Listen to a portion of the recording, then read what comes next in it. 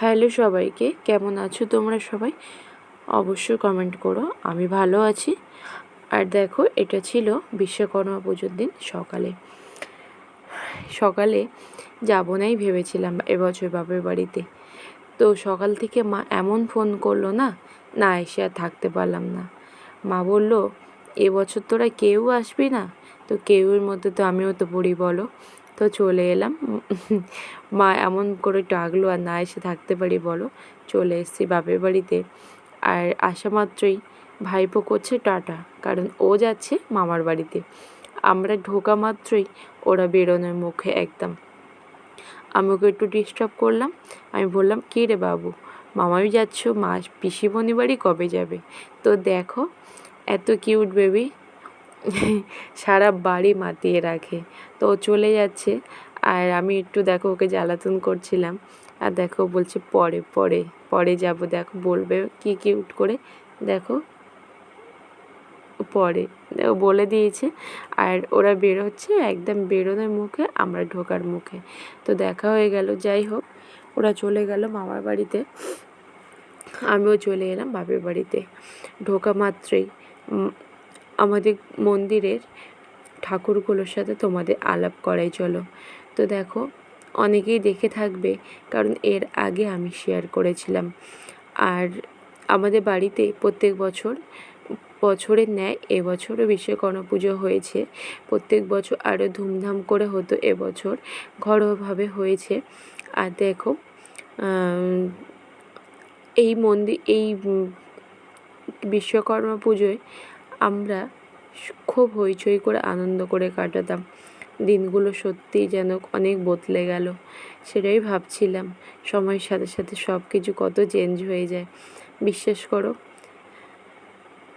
সেই কথাগুলো ভেবেই কষ্ট হয় এখন বাপের বাড়িতে এলে।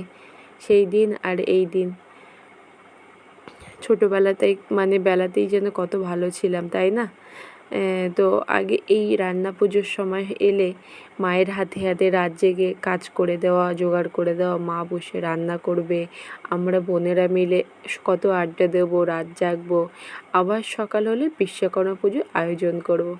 সত্যি দিনগুলো হারিয়ে গেল। আর ছোটোবেলা হারিয়ে গেছে, দিনগুলো হারাবে না বলো? এখন মানুষ যেন বেঁচে থাকার মতোই বেঁচে আছে।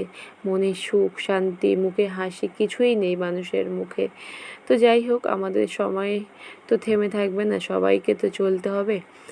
তো মা বলছিল বিশেষ কিছু রান্না করিনি, কারণ এবছর যেহেতু একা একা মার ভালো লাগছিল না। আর বাপের বাড়িতে এসে বোনেদের সাথে দেখা হয় না, তো বিশেষ দিনগুলোতে ভালোও লাগে না আসতে। তো যাই হোক, আমি ভাবলাম আমি অন্তত যাই, মার ভালো লাগবে। তো সেই ভেবেই চলে এলাম। আর আগে ছোটোবেলায় বন্ধুদের সাথে ঝগড়া হলে মা বলতো, দেখবি তোরা এত রাগারাগি ঝগড়াঝাটি করছিস, তো বিয়ের পরে বুঝবি, বনে জঙ্গলে যাবি, বাঘের সাথে দেখা পাবি, কিন্তু বিয়ের পরে না, বোনেদের সাথে আর দেখা হবে না। সত্যি সেই কথাগুলো আজও কষ্ট দেয় ভাবলে। তো আমাদের গ্রামের দৃশ্যটা তোমাদের কেমন লাগছে অবশ্যই কমেন্ট করে জানিও।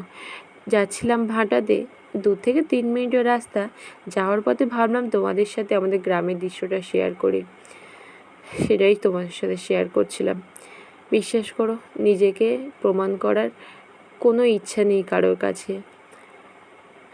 মানুষ তোমার বিচার করে তোমার বর্তমান পরিস্থিতি দেখে।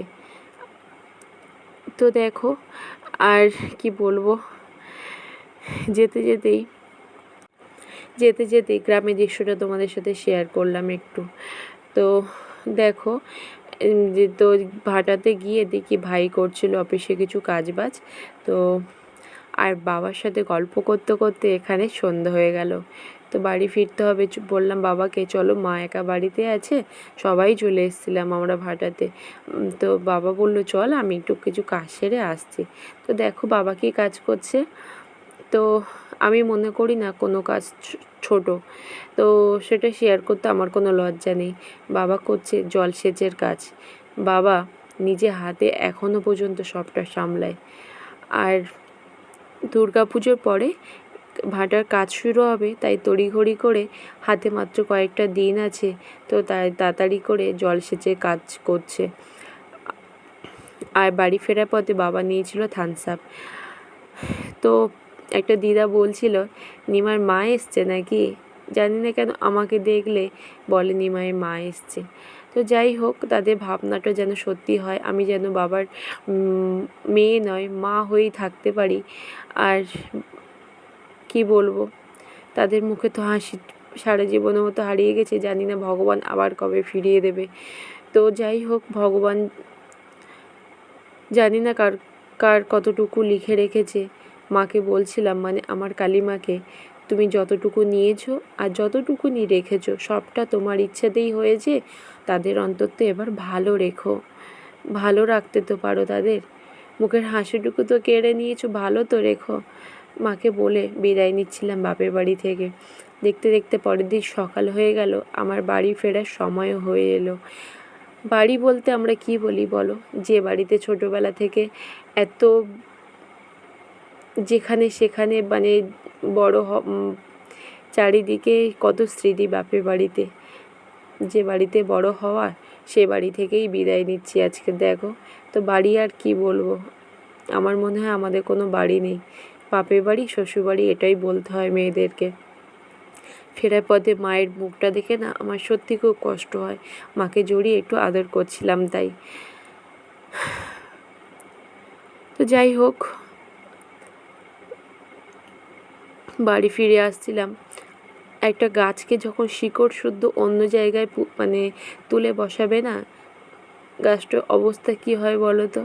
তো ঠিক তেমনি মেয়েদেরকে শিকড় শুদ্ধ তুলে বাপের বাড়ি থেকে শ্বশুর বাড়ি পাঠানো হয়, যেখানেই শিকড়টা মানে ছেড়ে দেয় সেই শিকড় থেকে পুরো তুলে দেওয়া হয় মেয়েদেরকে, তাই না। যাই হোক, তারা কিভাবে বেঁচে থাকে বলো, তো নিয়তি, মেয়েদেরকে মেনে নিতেই হয়। শ্বশুরবাড়ি চললাম বড়মশাইয়ের সাথে, বর বলছিল তুমি না হয় থেকে যাও, তো বললাম বেকার থেকে মায়া বাড়িয়ে তো লাভ নেই, যেতে যখন হবে। তো আমাদের ভিডিওটা তোমাদের কেমন লাগলো অবশ্যই কমেন্ট করো, আর কেমন লাগলো অবশ্যই এটা লাইক করো, কেমন লাগলো অবশ্যই কমেন্ট করে জানিও।